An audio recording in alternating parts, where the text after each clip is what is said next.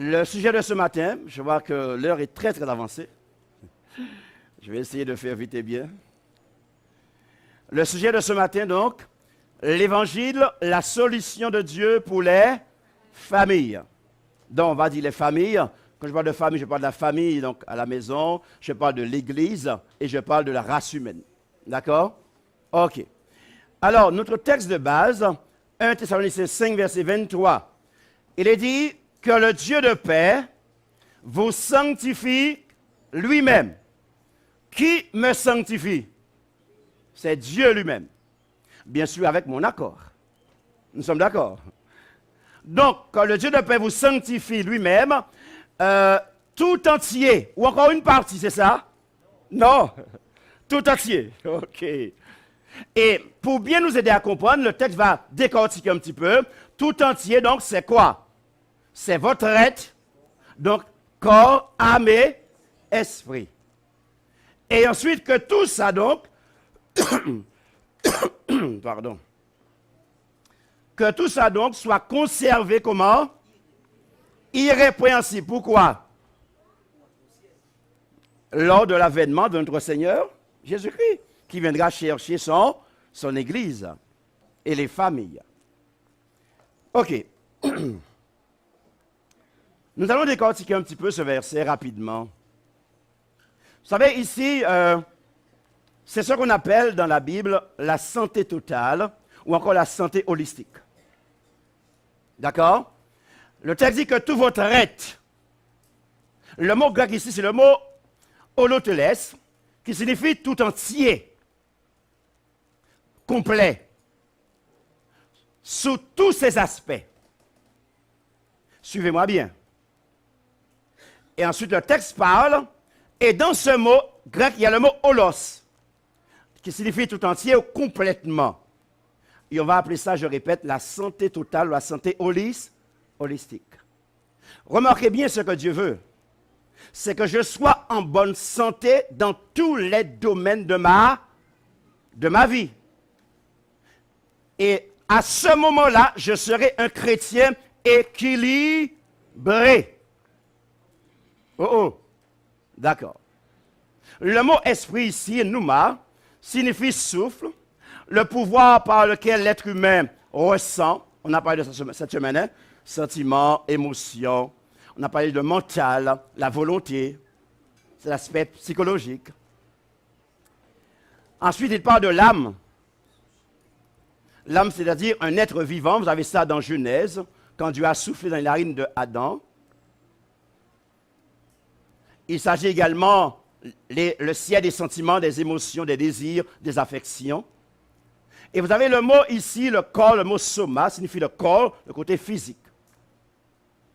Mes frères et sœurs, j'aimerais ouvrir encore une parenthèse, puisque nous avons commencé sabbat dernier, et nous voulons que le peuple de Dieu puisse sortir de ce faux schéma religieux et ce déni. Le texte parle de santé totale. Ce que Dieu veut, c'est que je puisse être en santé totale. Frères et sœurs, ici, longtemps dans le passé, l'Église a commis l'erreur, et Dieu soit loué que l'Église maintenant a corrigé ça. Nous avons surtout parlé de la santé avec les gens dans le manger et le boire. Et pour être en bonne santé, il faut manger ci, il faut manger cela, il faut boire ceci, il faut boire cela. Il faut aller dormir tôt, il faut faire cela, et ça, c'est la bonne santé. Mais Dieu soit loué, on a rectifié jeudi. Pourquoi, frères et sœurs? Et certaines personnes, que la Bible qualifie de fanatiques, ont profité de cela pour pour dire plutôt que être en bonne santé, c'est ne pas manger ceci, ne pas boire cela, être végétarien, être végétalien, et ainsi tu seras transmué, tu auras l'Esprit de Dieu et tu es sauvé. Mais la Bible enseigne et parle de la santé, je répète, holistique. C'est-à-dire santé totale. Tu dois être bien dans le côté physique, mental, émotionnel, spirituel. Dans tous les domaines de ta vie. Alors pourquoi j'insiste autant? Parce que, écoute-moi bien ce matin. Tu peux être végétarien. Tu peux être végétalien. et ne pas être en bonne santé, selon le plan de Dieu. Pourquoi? Parce que ton corps est rempli de blessures et des émotions toxiques. Tu ne manges pas de viande, tu manges bien. Alléluia. Moi, je suis dans cela dedans. Et je courage les gens à manger bien selon le plan de Dieu. Mais ça ne suffit pas. Parce que tu es végétarien, végétalien, ou haïmoun, ou mal parler moun, ou pas dire bonjour, ou pas moun. Ça te sert à quoi? Ou pas manger viande, ou pas manger cela, ou pas abressi, mais ou pas manger moun. Ou pas manger Maria, ou pas manger Madame Marie Timouna. Ça te sert à quoi? Mes frères et sœurs, Dieu veut nous aider à sortir du nid, frères et sœurs. Et avoir une vie authentique par la grâce. Nous parlons de la santé totale, frères et sœurs, ici. C'est ça le plan de Dieu. Voilà pourquoi nous avons parlé depuis samedi dernier, nous parlons de la santé totale holistique. Et j'en parlerai bien sûr plus en détail à Chouvel, puisque c'est plus précis. Le mot ici, décortiquons toujours. Le texte dit, soit conservé irrépréhensible lors de l'avènement de notre Seigneur Jésus-Christ. Le mot conserver ici, en grec, signifie garder, préserver, s'occuper soigneusement et prendre soin. Quelle est ma responsabilité devant Dieu? C'est de prendre soin de ma santé mentale, émotionnelle, psychique, physique, spirituelle. Je dois faire en sorte, avec la grâce de Dieu et par son Esprit Saint, je dois m'occuper de ma santé holistique, de ma santé totale. Je dois soigner ma santé totale. Je dois en prendre soin. Parce que ton corps est le temple du Saint-Esprit. Oh oh. Et Dieu dit que si tu abîmes ton corps qui est mon temple, tu auras des comptes à me rendre. Que le Seigneur nous garde ce matin. Et le mot irrépréhensible, amentos, signifie innocent, irréprochable, ne donne lieu à aucune censure. Amen, amen. Voilà dans quel état tu dois être par la grâce de Dieu pour recevoir ton amoureux, le Fils Jésus-Christ, et vivre avec lui pour l'éternité. Amen, amen. Oh, mes frères et sœurs, être à l'église ne veut rien dire. Dieu a un objectif avec nous. Oh, nous avançons ce matin. Le but donc de l'évangile, c'est de restaurer la justice du caractère de Dieu dans nos vies personnelles, dans nos couples, dans nos familles. Voilà pourquoi l'évangile est une bonne nouvelle qui transforme. Et dans l'évangile, il y a la paix, le pardon, la guérison, la restauration. Il y a tout. Donc, notez bien à quoi sert l'évangile. Donc, l'évangile est le plan du salut fondé sur l'amour de Dieu. Voilà pourquoi, quand tu connais Dieu et que tu aimes Dieu, alors tu peux t'aimer toi. Et puisque tu t'aimes, tu vas prendre soin de ton corps, qui est le temple de Dieu. Et puisque tu es en phase avec toi-même, alors tu vas aussi aimer l'autre et tu vas prendre soin de son corps, de son esprit. Donc tu ne vas pas lui dire n'importe quoi et faire n'importe quoi. Oh Seigneur. Et enfin, mesdames et messieurs, frères et sœurs, l'Évangile présente un Dieu d'amour qui veut transmettre à ses enfants son caractère. Oh oh. Voilà le message de l'Évangile. Transmettre le caractère de Dieu à tous ceux qui l'ont accepté comme sauveur personnel. Waouh! Frères et sœurs, ne sommes-nous pas parfois remplis de tout ce qui est religieux, tout ce qui est rituel, tout ce qui est habitude, coutume, et vide de Dieu lui-même, et vide de l'Évangile, et vide de l'Esprit? Mais mes frères, c'est une réalité, il faut l'admettre. Et c'est pour ça qu'il y a autant de problèmes, je répète, dans les couples, dans les familles, dans les foyers et dans l'Église. Voilà pourquoi Dieu a besoin de faire un miracle dans le nom de Jésus. Ah, mes amis. Donc, allons plus loin puisque Dieu veut transmettre. Quand nous lisons la Bible à la fin, le message des trois anges, le texte dit, Dieu dit, je regardais, Apocalypse 14, verset 1, et voici l'agneau de Dieu qui se tenait sur la montagne de Sion, et avec lui 144 000 personnes, qui avaient quoi? Oh! Qui avaient le nom du Fils et le nom du Père inscrit où ça? Sur leur front. Voilà donc l'objectif de l'évangile. Donc, notez bien le contexte. Nous sommes dans un contexte de persécution, de mépris, dénigrement. Nous sommes dans une situation difficile et dans cette situation, dans cette atmosphère, dans ce monde cruel, Dieu a ses enfants qui portent son nom et le nom de son Fils. Je vous ai dit que samedi dernier que Dieu ne perd jamais. Jamais. Dieu aura un peuple qui va le représenter dignement. C'est ça l'issue finale de ce conflit cosmique. Dieu gagne toujours. Alors maintenant, essayons de développer un petit peu ce passage-là. Et vous savez que Dieu n'a jamais changé de plan. Depuis que le monde est monde, Dieu a le même objectif. Mesdames et messieurs, frères et sœurs, ni le péché, ni le diable ne pourront empêcher Dieu de réaliser son projet. Rien. Et depuis que le monde existe, Dieu a toujours le même objectif. Et dans Ésaïe, en parlant de son peuple, Dieu dit, tous ceux qui s'appellent de mon...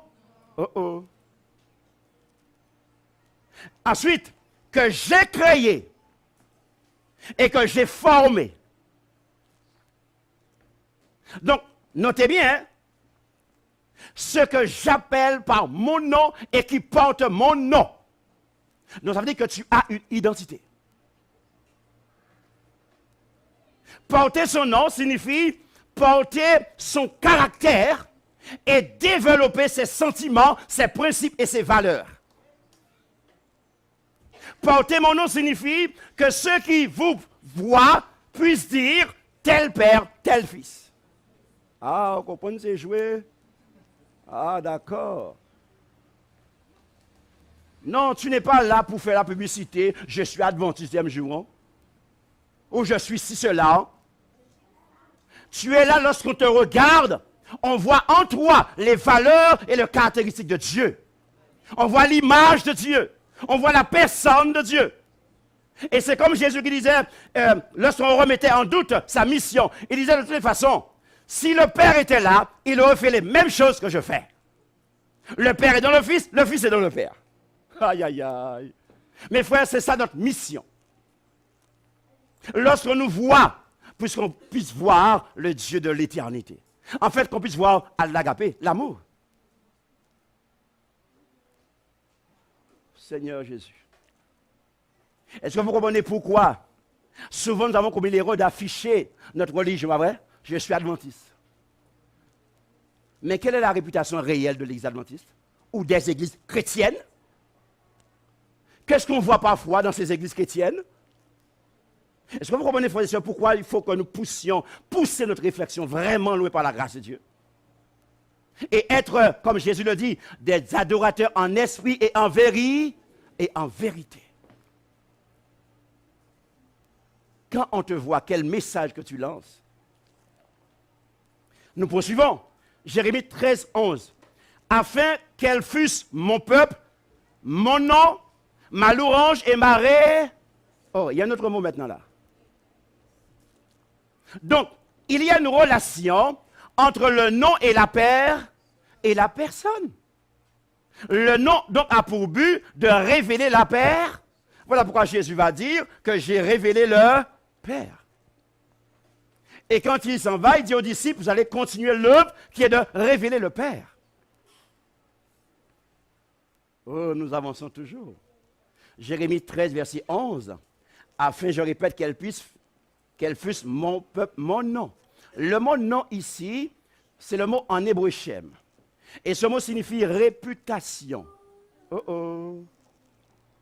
Waouh. Le mot signifie réputation, renommée, souvenir et monument. Oh oh. Alors là, ça va loin. Hein?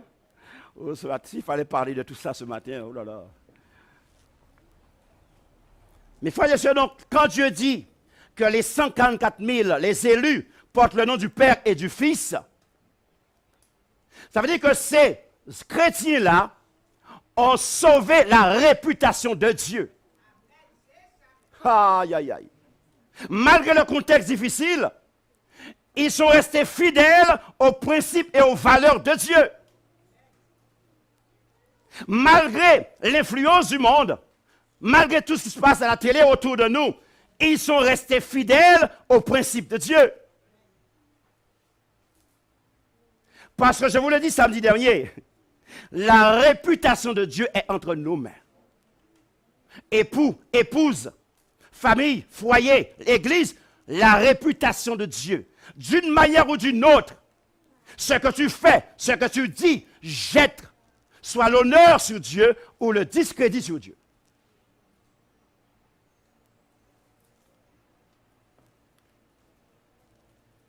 Et le mot sur lequel je vais m'arrêter maintenant, c'est le mot monument. Aïe, aïe, aïe, aïe, aïe. Oh, j'ai beaucoup aimé ça. Quand nous étudions la Bible, c'est magnifique tout ça. Hein. Vous savez, un monument, le mot latin ici, qui est dérivé bien sûr du grec monéo, signifie se remémorer. Rappelez-vous, remémorer. Souviens-toi du ça, un monument. Ce terme qualifie donc tout objet qui atteste l'existence, la réalité de quelque chose et qui peut servir de témoignage. Vous voyez, nous parlons de famille ici, de mariage, n'est-ce pas? Quand tu te maries, est-ce que tu es conscient que tu deviens sur terre un témoin de Dieu? Quand tu fondes une famille, est-ce que tu es conscient que tu es un témoignage pour Dieu, le monument de Dieu sur terre?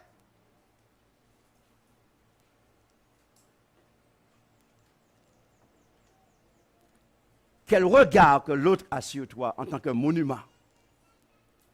Oh, Satan a déformé tout. On parle de monument aujourd'hui, pas vrai, hein? Monument mort, monument c'est cela, de chef. Et on va, parfois les gens vont et se prosternent. Et, voilà, vous connaissez comment ça fonctionne. Donc, un monument rappelle une histoire ou une personne. Et si on a mis ce monument, c'est parce qu'on ne veut pas oublier l'histoire de cette personne.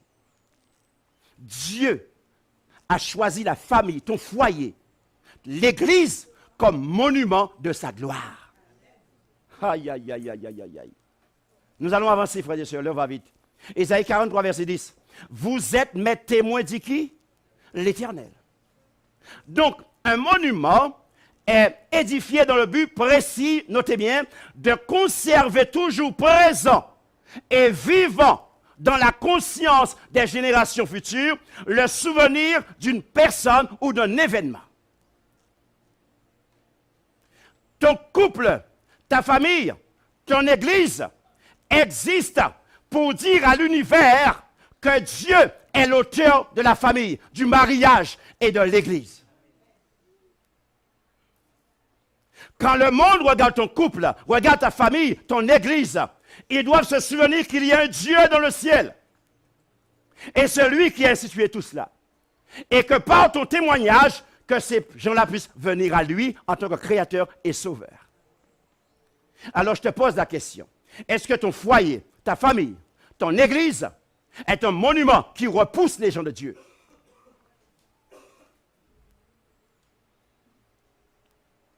Ah. Quel message que tu adresses au monde en tant que monument, foyer, famille, église?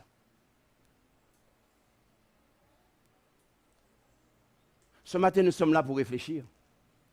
La famille, donc, est un monument pour dire que Dieu est le seul et unique Dieu.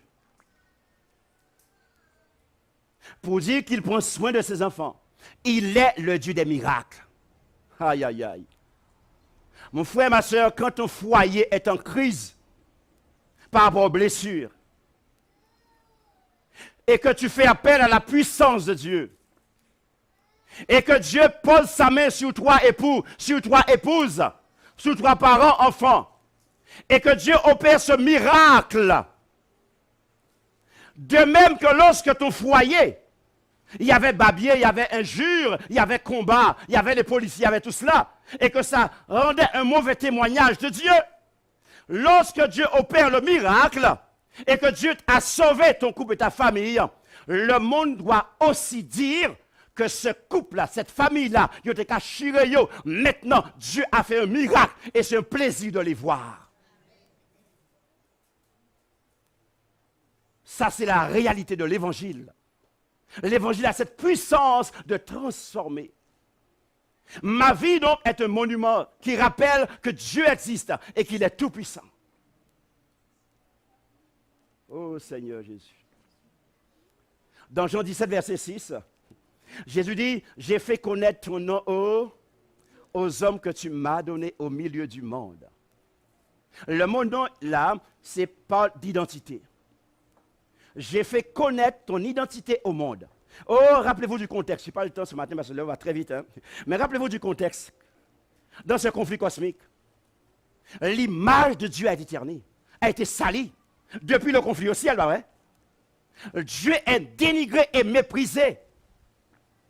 Dieu est rejeté, mal compris. Certains même parlent de Dieu et nous montrent un Dieu, même des religions, un Dieu brutal, méchant, dur, dictateur. Un Dieu sauvage qui n'a pas d'amour, pas de compassion. Certains, dans leur comportement, dans leur langage, dans leur façon de parler de Dieu, c'est ce qu'ils nous disent de Dieu. C'est ce Dieu-là qu'on présente parfois. Donc Jésus va venir, et rappelez-vous tout ce qu'on a dit de lui. Dieu a dit, voilà, Jésus l'a dit à un moment donné d'ailleurs, hein, on vous a dit, vous avez appris, mais moi je suis venu vous dire la réalité et la vérité. Je suis venu révéler l'identité du Père. Je suis venu révéler la personne de Dieu. Je suis venu révéler les caractéristiques de Dieu, les valeurs de Dieu, son caractère et sa réputation. Et lorsque Dieu va s'en aller, va remettre cette mission, lisez chez vous, cette mission aux disciples, leur demandant de continuer cette œuvre-là. Et lorsque tu te maries, lorsque tu es en famille, lorsque tu es en église, c'est pour poursuivre l'œuvre de Jésus-Christ. Tu n'as rien d'autre à faire sur la terre que ça. Tu existes pour la gloire de Dieu. Tu existes pour faire la gloire de Dieu. Tu existes pour donner gloire à Dieu. Tu existes pour que Dieu se manifeste à travers toi et se révèle à l'univers. C'est pour ça que tu existes. Ton foyer existe et ta famille existe. Voilà pourquoi, frères et sœurs, je m'efforce d'enseigner aux gens que le mariage n'a pas en jouet. Le mariage n'a pas en mode. Ce n'est pas du cinéma. C'est très, très important. Nous avançons. L'évangile, dans Luc 6,40, remarquez la progression. Hein? Luc 6,40, mais tout disciple accompli, alors sera comme. Alors ça dépend de la version, tout disciple accompli fera comme son maître. De toute façon, c'est la même chose. Hein? Sera comme son maître ou sera comme son maître. Mais remarquez bien, j'aime beaucoup la pédagogie de Jésus, je vous dis tout le temps, hein, et de Dieu. Et c'est lorsqu'on étudie en profondeur, on comprend les sentiments même de Dieu. Le mot accompli, ici en grec, signifie redresser. Pourquoi Dieu nous redresse? Ou veut nous redresser? Parce que nous couchons, frère. Nous à l'envers. Nous pieds pour tête. Donc Dieu veut nous redresser. Et après, qu'est-ce qu'il va faire? Quand il te redresse, ou pieds pour tête, il met toi correct. Il fait quoi maintenant? Il va ajuster. Rappelez-vous, je dis que les blessures laissent des dégâts dans ma vie. Et les émotions. Donc Dieu va ajuster ce qu'il faut ajuster. Dieu va compléter là où il faut compléter. Et ensuite, Dieu va te rendre capable. Et ensuite, Dieu va te faire. Voilà le projet, oui. Voilà le projet de Dieu, mesdames et messieurs, frères et sœurs. Donc voilà ce que Dieu veut faire chez toi, en tant qu'époux, épouse, en tant que parent, en tant qu'enfant de Dieu. Voilà son objectif. Et voilà ce à quoi sert l'évangile. Donc les élus, ils ont le nom du Père et le nom du Fils. Donc ils représentent le Père et le Fils dans toute sa splendeur. Alléluia. Alléluia. En tout cas, si tu ne savais pas pourquoi tu es marié ou pourquoi tu es sur la terre, cette semaine, Dieu te l'a dit. Maintenant, tu n'es plus ignorant. Et maintenant, tu dois entrer dans un processus d'amour, de confiance avec Dieu et son esprit pour qu'il puisse développer ça en toi. Le Seigneur nous garde ce matin. Frères et sœurs, tout ce que je vous ai dit durant cette semaine, et ce que je viens de vous dire ce matin, Satan a fait une chose extraordinaire. Malheureusement. Qu'est-ce qu'il a fait? Cet évangile éternel, malheureusement, est voilé aux yeux des époux, des épouses, de l'Église et du monde. Cette Église est voilée, donc tu ne vois pas. Donc si tu ne vois pas, tu ne peux pas comprendre. Si tu ne comprends pas, tu ne peux pas mettre en pratique. Satan, donc, c'est la puissance qu'il y a dans l'Évangile. Il ne veut pas que tu puisses entendre, que tu puisses comprendre, à plus forte raison, mettre en pratique. Et voilà pourquoi, au lieu d'étudier ta Bible, au lieu de lire la Bible, au lieu de te former, il va te donner des préoccupations. Il va te donner à passer ton temps derrière la télé, ordinateur, internet, téléphone, passer ton temps à critiquer mal par les mouns. Satan qui est barre occupation. Ah, qui est barre occupation, oui. Mais pourquoi? Pour que tu ne puisses pas étudier l'évangile qui libère et qui guérit dans le nom de Jésus. Donc, qu'est-ce qu'il va faire? Je l'ai dit cette semaine également, et je reprends. Il va utiliser tes blessures du passé, tes émotions toxiques, pour aussi t'empêcher de comprendre l'évangile.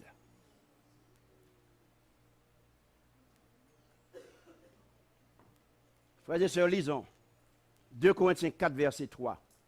Si notre évangile est encore voilé, il est voilé pour ceux qui périssent et pour les incrédules dont le Dieu de ce siècle a aveuglé l'intelligence. On a parlé de ça hier soir, l'intelligence. Si Satan a aveuglé notre intelligence, nous sommes devenus comment? On a dit ça hier soir, mais je veux le dire en créole ce matin. Il faut dire le mot juste. Nous vîmes tébé. C'est ça le mot juste. Donc, c'est ce qu'il veut Satan, que nous vîmes tébé.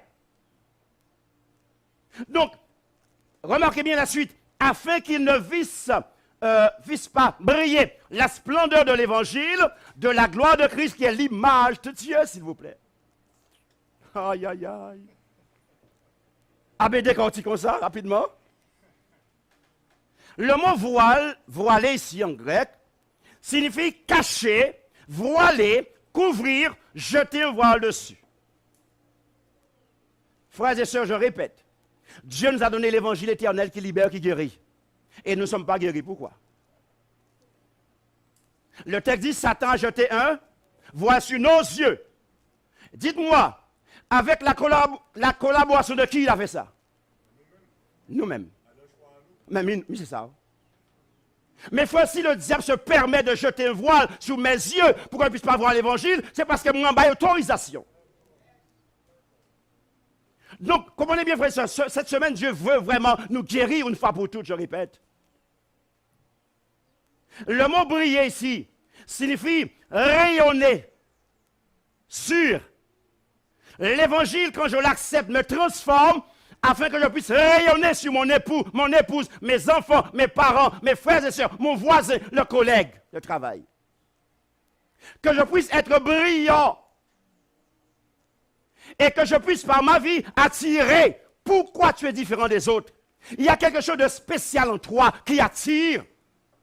Et tu vas, mes frères et sœurs, c'est ça l'évangile. Oh, c'est bien de passer de porte à porte, prêcher l'évangile, parler aux gens, distribuer, imprimer. Il n'y a pas de souci. Mais ça, c'est le résultat, ça. La réalité et la vérité, c'est que c'est ma vie qui doit être un témoignage. Donc, si l'évangile brille en moi, si l'évangile travaille en moi et me transforme, et ma vie donc a été transformée en tant qu'époux, épouse, et ma famille, je vais briller dans mon quartier pour Dieu. Je veux briller dans mon travail pour Dieu. Et les gens vont chercher à savoir pourquoi tu brilles. Tout le monde en nous assez pourquoi briller. Et c'est là où tu vas lui dire, il y a un évangile éternel qui transforme les humains. Et là, c'est une porte ouverte pour que tu puisses lui présenter l'évangile.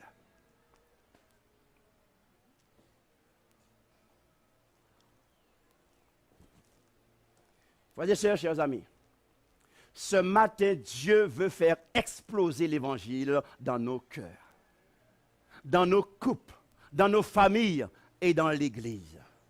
Mes frères et sœurs, sommes-nous prêts à laisser l'évangile exploser en nous? Aïe, aïe, aïe, aïe, aïe, aïe. Sommes-nous prêts pour cela? Dieu veut faire sauter le voile. Dieu veut déchirer le masque. Le masque de l'hypocrisie, le masque de l'endurcissement, le masque de la rancune, le masque de la méchanceté, le masque du ressentiment, le masque de la calomnie, le masque du critique. Dieu veut déchirer ce masque. Et le déchirer une fois pour toutes dans le nom de Jésus. Parce que, écoute-moi bien, je l'ai dit samedi dernier, Dieu t'a créé à son image afin que tu puisses faire briller cette image-là de lui. Mais tu as accepté, avec la collaboration du diable, à porter un masque et à mettre un voile. Dis-moi, si tu es un masque, si tu es un voile, comment les gens verront que l'image de Dieu est en toi?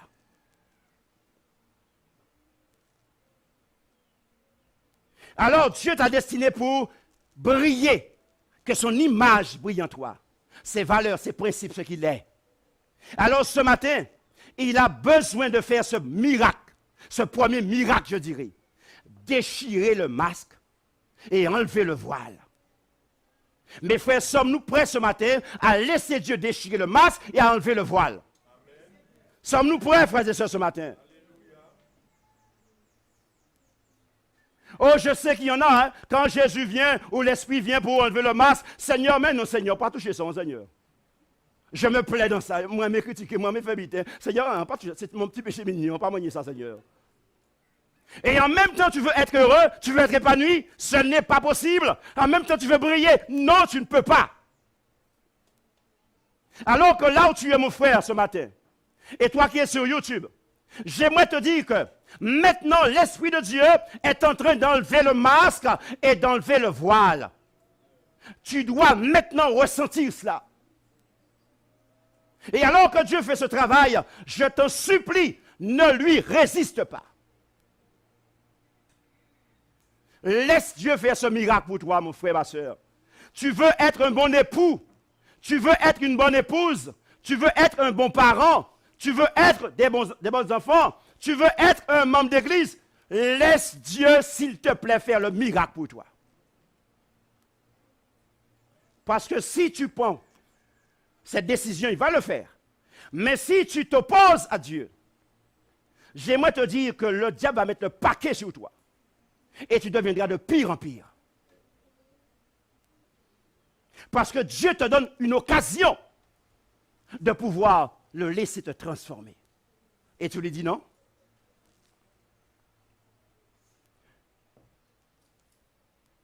L'évangile est une puissance qui transforme. Et mes frères et sœurs, voilà cette vie que Dieu veut nous donner. Oh Seigneur. Jean 10, verset 10. Je suis venu afin que les... Dites-moi. Je suis venu afin que les brebis, ça dépend de la version, que les humains aient la vie et qu'ils soient dans l'abondance. Frères et sœurs, dites-moi, la vie que nous vivons sur terre, vous croyez que c'est ça la vie? Mais il faut parce que tu as un travail, parce que tu as une maison, tu as une piscine, tu as 4x4, tu t'habilles bien, Chanel, parfum, tu crois que tu es quelqu'un?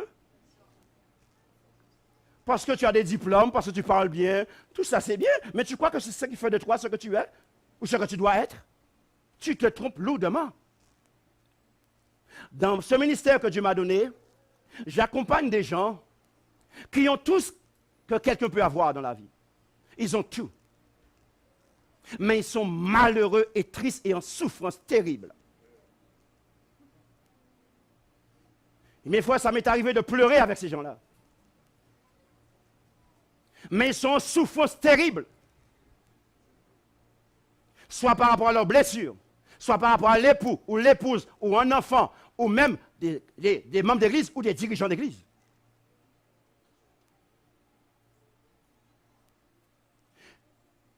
la vie en abondance, nous allons voir de quoi il est question donc. Le mot vie ici, en grec, c'est le mot zoé. Et le mot vie, quand Dieu dit « je suis venu apporter la vie en abondance », le mot vie veut dire la vitalité. Mes frères et sœurs, est-ce que nous avons une vitalité ou est-ce que nous morts? Disons la vérité, hein. Parfois, on a l'impression que les chrétiens, c'est eux qui nous morts. Ils sont là, ils sont tristes. Ils n'ont pas qu'à rire. Ils n'ont pas épanoui. Ils n'ont pas à chanter. On doit dire que le poids du monde est sur leur dos. Toute la méchanceté du monde est sur leur dos. Et ils sont là quand on veut le faire.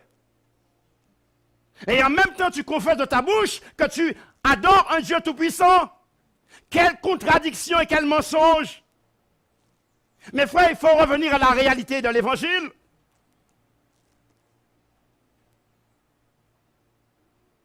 Dieu t'a donné la vie en abondance, justement pour que tu puisses vivre la vie en abondance, être heureux, épanoui, équilibré, de manière à ce que tu puisses attirer les autres à lui. Tu es un monument, tu es un témoignage. Alors que les autres sont en crise, toi, tu es zen parce que tu connais ton papa d'amour. Tu sais de quoi il est capable. Ou peut-être que ton foyer passe un moment de crise. Mais je t'en supplie, tourne-toi vers le Dieu de l'éternité, le Dieu du miracle. Fais-lui confiance et tu verras de quoi il est capable. Le mot Zoé signifie vitalité. Normalement, on aurait dû être des chrétiens bien vivants, solides, et qui travaillent pour Dieu, qui est au service de Dieu. La vie en abondance signifie plénitude absolue de vie. Je vous l'ai dit que bon Dieu n'est pas un bon Dieu radin. Quand Dieu donne, il te donne en plénitude la vie. Le mot signifie la vie réelle et véritable. Frères et sœurs, si Dieu me propose la vie réelle et véritable, ça veut dire quelle vie que je vis alors? Ah. Mes frères, laissons Dieu nous transformer par sa grâce, mes frères. Laissons l'évangile nous transformer, je vous en supplie. Le mot veut dire aussi une vie active et vigoureuse. C'est ça la vie en abondance. Tu dois être prêt à chalvirer le monde, chalvirer ta maison avec joie et bonheur, pas vrai? C'est ça l'évangile. C'est ça le bonheur que tu dois apporter là où tu es. Et ceci est possible. Le mot abondance signifie au-dessus, supérieur, extraordinaire, hors du commun, remarquable, plus excellent. Bon Dieu qu'a bon ton projet connaître et que le monde ne connaît pas. Mais toi, tu me connais. Je te donne cette vie et que tu ailles témoigner que tu sers le vrai Dieu. Alléluia. Mes frères, que le Seigneur nous garde ce matin. Alors, je termine avec cette partie-là. J'aime beaucoup l'histoire de Zachée. Je reste juste résumer un petit peu. Rappelez-vous que cet homme, il était avec Dieu. Ah, merci beaucoup. Bon, j'oublie toujours, même si j'ai les boutons, mais ça va aller. Luc 19, verset 5. Je résume. Lorsque Jésus est arrivé, vous connaissez l'histoire de Zachée, n'est-ce pas? Et Jésus dit à Zachée, il faut que je demeure aujourd'hui dans ta... Mes frères, il n'a pas dit demain, il n'a pas dit après-demain, ni mois prochain. Il faut que je demeure quand est-ce? Aujourd'hui. Voilà pourquoi aujourd'hui est un jour de miracle. En plus, c'est le sabbat. Oh! On est dans l'adoration du vrai Dieu. Donc, du Dieu du miracle. Donc, aujourd'hui est un temps de miracle. Et le mot ici, il faut, frères et sœurs, c'est une urgence, une obligation. C'est maintenant et pas plus tard. Ça veut dire que tu es en danger et je sais que tu es en train de périr. C'est maintenant que tu dois m'ouvrir ton cœur. Alors, qu'est-ce qui va se passer, verset 9, Luc 19, verset 9? Jésus lui dit, oh là là, Le salut est entré aujourd'hui dans... Aïe, aïe, aïe.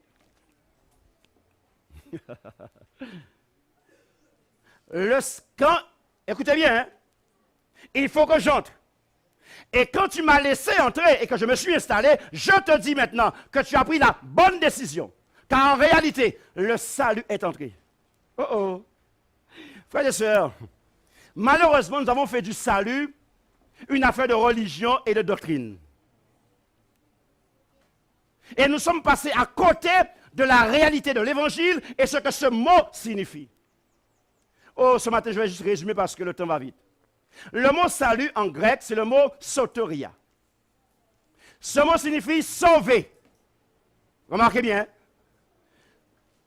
Guérir. Délivrance. Conservation. Sûreté. Sécurité. Bienfait. Bénédiction. Mais ce n'est pas fini. Le mot salut veut dire guérir. Garder sain et sauf. Délivrer du danger et de la destruction. Sauver du périssement. Quelqu'un qui souffre de maladie. Et le guérir et lui redonner la santé. Qui j'en douvé? Mes frères, c'est ça l'évangile, mes frères.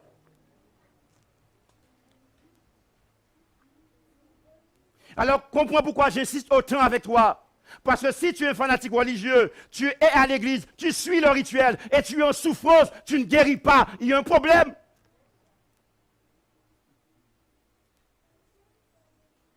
Voilà pourquoi Dieu veut t'emmener à la réalité, mon frère, ma soeur. Tu ne peux pas servir Dieu et être constamment malade sous la pression, la domination de tes blessures et de tes émotions toxiques. Ce n'est pas normal. Alors dites-moi, Dieu n'est pas suffisamment puissant pour te guérir? Il veut ce matin te redonner la santé. Le salut, c'est ça, frères et sœurs. Le salut, c'est une personne, c'est Jésus. Quand il entre dans ta vie, quand il entre dans ton couple, quand il entre dans ta famille, alors ça va déménager. Et voilà ce qu'il va faire pour toi. Oh Seigneur. Et l'évangile, nous allons terminer maintenant. L'objectif de l'évangile, frères et sœurs. Nous revenons toujours au 54e qui avait le nom du Père et du Fils. Jésus dit ceci dans Jean 14, verset 30. Car le prince du monde vient, mais il n'a rien de lui en... D'autres versions, plusieurs versions ici. Le dominateur de ce monde vient, il n'a pas de pouvoir sur moi. Ou encore, il n'a rien de moi qui lui appartienne. Ou encore, il n'a aucune prise sur moi. Mes frères et sœurs, l'objectif de l'évangile, c'est cela. C'est que nous puissions dire un jour, comme Jésus, le diable vient, il n'y a rien de lui en moi. Ni en moi, ni dans mon foyer, ni dans ma famille, ni dans mon église.